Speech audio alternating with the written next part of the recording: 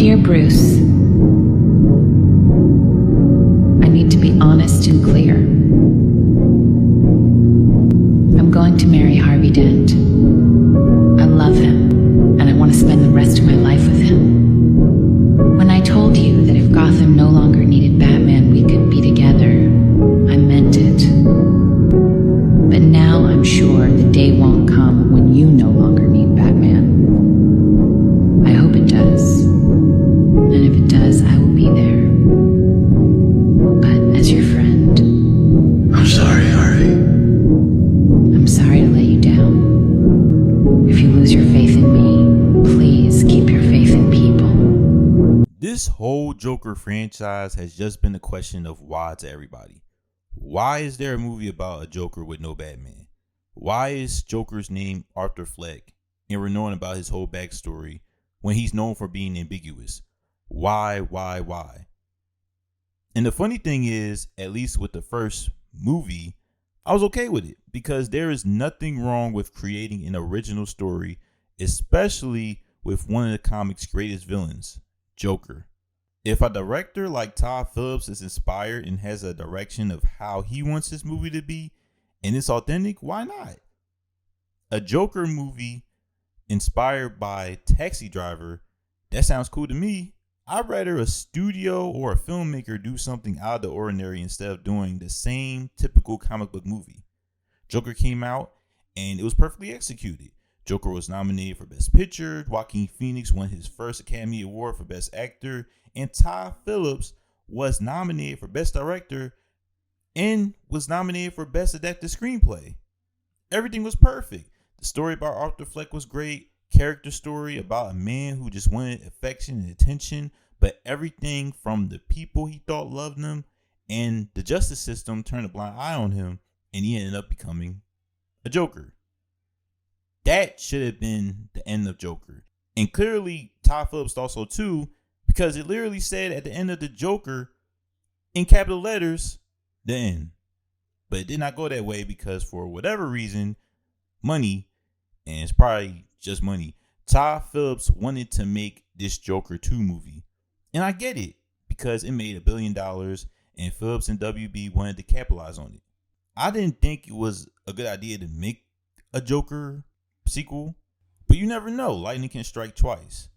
But there were red flags from this Joker 2 movie, calling it a musical, and the trailers, as cool as it was, only showed 2 settings, the jail cell and the courtroom. But I still give Todd Phillips, Joaquin, and Lady Gaga the benefit of the doubt because at least with the first 2, Phillips and Joaquin did well. I've watched Joker, Folie, or whatever. One of the most destructive sequels to an original movie I've seen in a minute.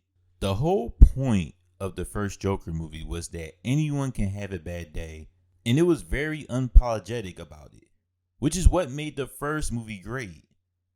Phillips didn't need to hold your hand telling you society is broken, it broke Arthur Fleck, and at the same time, Arthur Fleck is wrong for killing people in the first movie.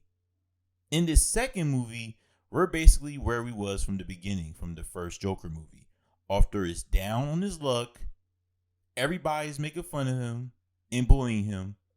It's repetitive from the first movie, and I would expect at least some progression from the first movie being more confident at least. I mean, I get you're not supposed to be happy in the prison cell, but you wasn't happy when you was outside with everybody making fun of you, including your mom. Also, Todd Phillips is hitting you in the head, telling you throughout the whole movie like we're Neanderthals, saying Joker is bad. Arthur's environment led him to be bad. You should not worship him. And Arthur Fleck is not Joker. Like, that's just disappointing me because Todd Phillips was a little more subtle than that for Joker. He did not stand on business clearly. The musicals disrupted the whole movie for me. And it didn't lead to moving the story forward with the little plot that they had. If a director is making a musical, I assume the songs that were made or chosen benefits the progression of the plot. Like with Disney movies. Hercules go the distance, progresses Hercules to leave his adopted family and find his purpose to become God. Mulan with a song called Reflection, which is about her family not accepting her for not wanting to be a princess but a warrior, or even in Les Miserables, One Day More, speaking of the goals of every character in that movie wanting to reach their purpose. In Joker 2, it was basically Joaquin Phoenix and Lady Gaga playing karaoke in between movie scenes. I know for sure that if you take the music out of the movie, you probably will get a better movie out of Joker 2. There was one scene in the courtroom where Joker talks to a character from a previous movie, and it's a good scene, but then another song will pop up and I'm like, damn man, why now? Now, obviously, Joker 2 does have good things in it and not a complete catastrophe like the other bad movies I've watched this year. Joaquin Phoenix was still great as Arthur Fleck / Joker, and with the thin script he got, it was in bits elevated. Brendan Gleeson, who y'all probably recognize him from that Colin Farrell's movie, The Banshees of Inisherin, he was great as a security guard at Arkham or wherever Arthur was at. Lady Gaga was good with what she had with Harley Quinn, and before y'all ask, she's not in the movie a lot, which is disappointing. Also, I thought Todd Phillips had some great ideas. One being the intro or short film that they had for Joker 2. The short film was basically a Looney Tune episode of the Joker, and it was supposed to give you a hint of what's to come with the actual movie. As much as the musicals didn't make sense, the look and production were phenomenal. They had Joker and Harley Quinn with all these costumes, including Joker in all white, and I thought it looked great. So there is going to be hyperbole with people saying it's the worst movie of the year. It's not. And if anybody tell you it's a misunderstood masterpiece for whatever reason, they're wrong in my opinion. But you do what you gotta do. People will take this disappointment of Joker 2 this weekend and will say, see, that's why you should always follow the comics and listen to us. When the real reason is that you should not listen to us fans for the most part. There was a lot of criticism with that first Joker movie, and the one that probably twists Todd Phillips' heart the most was that his first Joker movie would lead to crazy fans killing innocent people.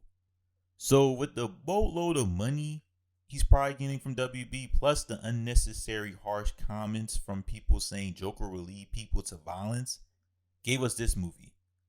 A movie that, in my opinion, has one of the worst endings this year. And I'll leave it at that. Nobody wins. The critics that criticizes the first movie will hate this movie regardless. And the people, including myself, who thought the first Joker movie was really good, ends up not only being disappointed, but even questions the value of the first Joker film.